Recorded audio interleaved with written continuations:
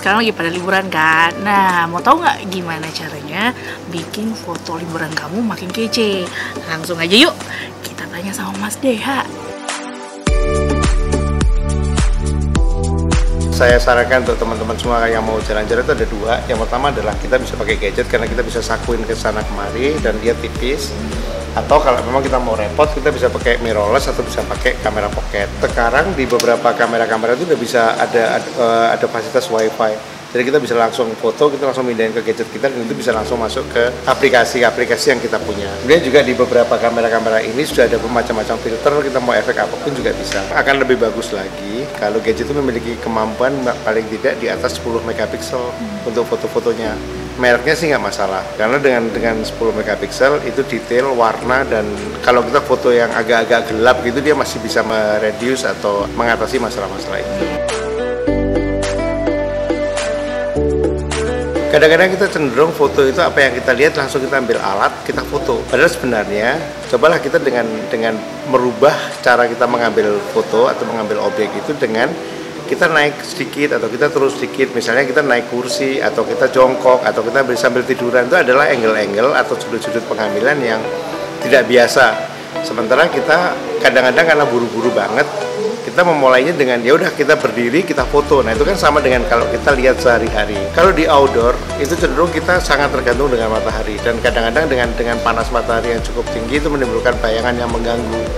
Misalnya dagu kita menjadi lebih panjang, hidung kita menjadi lebih panjang atau membuat efek-efek yang lain karena ada gelap terang di wajah kita nggak terlalu bagus. Yang kedua kalau kita foto produk atau foto pemandangan atau mungkin foto makanan yang kita lagi makan dengan bayangan yang keras itu membuat foto yang kita buat atau kita hasilkan nggak menarik. Yang paling bagus adalah pada saat matahari terbit atau matahari menjelang terbenam.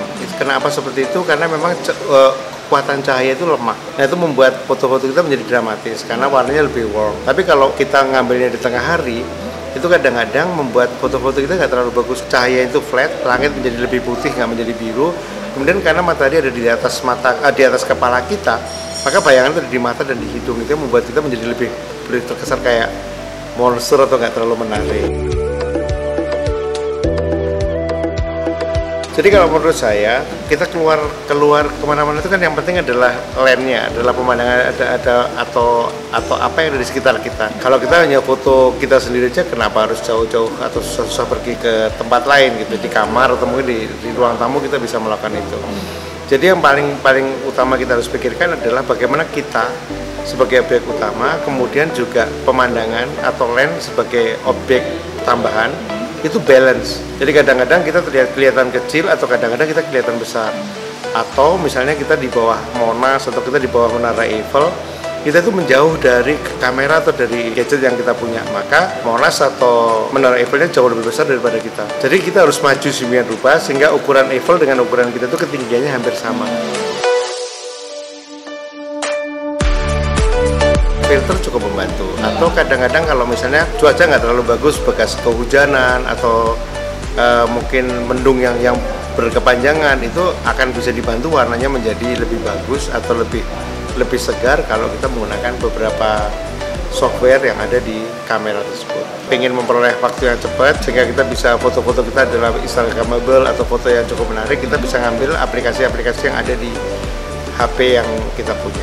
Misalnya saya biasa menggunakan Snapseed atau Fotorus atau CO dan lain sebagainya. Itu sangat membantu kita untuk mengkoreksi foto-foto yang kita. Tapi memang saya sarankan sih kita sebaiknya pertama memang kita harus mencari angle yang bagus, background yang bagus, waktu yang sesuai. Barulah kita akan menyempurnakan dengan fasilitas yang ada di aplikasi yang ada di alat kita. Itu akan lebih ringan daripada kita udah fotonya nggak terlalu bagus, aplikasinya akan bekerja keras dan perlu waktu lama. Kamu udah tahu kan gimana cara bikin foto kamu makin oke? Kalau gitu, selamat liburan dan selamat mencoba ya!